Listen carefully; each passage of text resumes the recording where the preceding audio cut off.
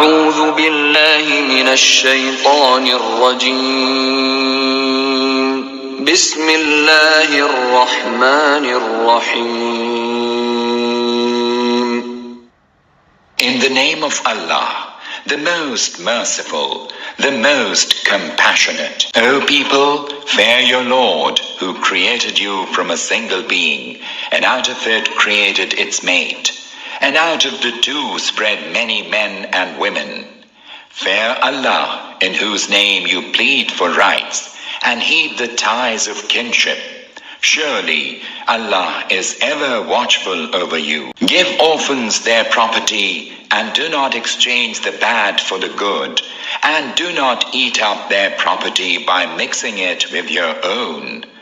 This surely is a mighty sin. If you fear that you might not treat the orphans justly, then marry the women that seem good to you, 2 or 3 or 4. If you fear that you will not be able to treat them justly, then marry only one, or marry from among those whom your right hands possess. This will make it more likely that you will avoid injustice. Give women their bridal due in good cheer, considering it a duty. But if they willingly remit any part of it, consume it with good pleasure. Do not entrust your properties which Allah has made a means of support for you to the weak of understanding, but maintain and clothe them out of it, and say to them a kind word of admonition. Test the orphans until they reach the age of marriage, and then, if you find them mature of mind, hand over to them their property, and do not eat it up by either spending extravagantly or in haste, fearing that they would grow up and claim it. If the guardian of the orphan is rich, let him abstain entirely from his ward's property. And if he is poor, let him partake of it in a fair measure. When you hand over their property to them, let there be witnesses on their behalf.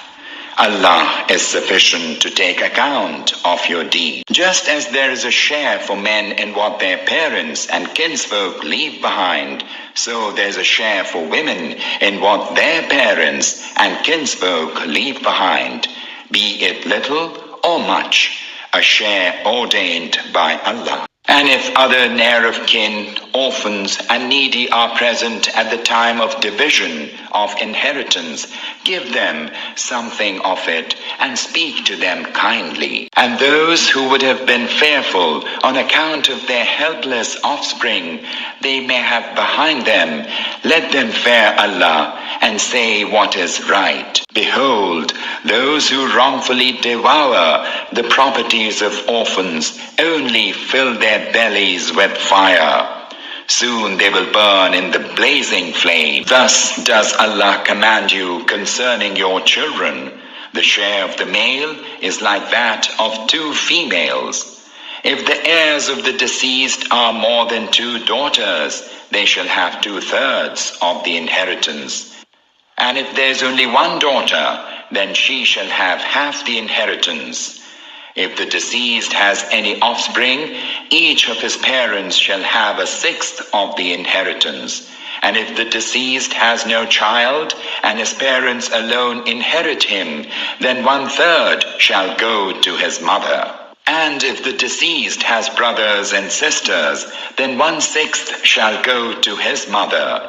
All these shares are to be given after payment of the bequest he might have made or any debts outstanding against him. You do not know which of them, your parents or your children, are more beneficial to you.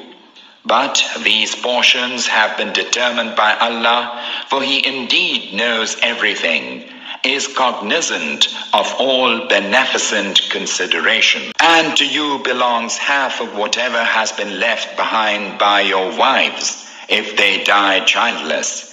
But if they have any children, then to you belongs 1/4 of what they have left behind, after payment of the bequest they might have made, or any debts outstanding against them.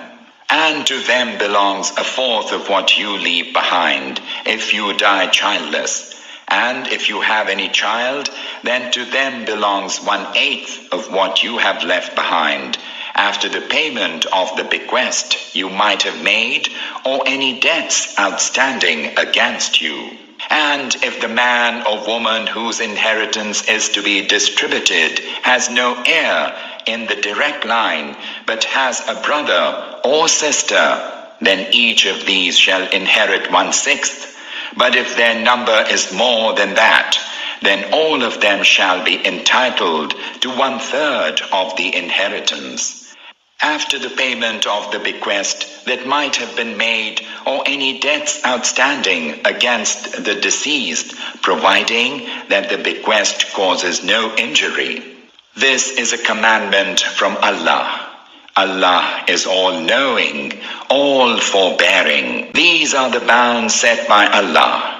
Allah will make him who obeys Allah and His Messenger enter the gardens beneath which rivers flow. He will abide there forever.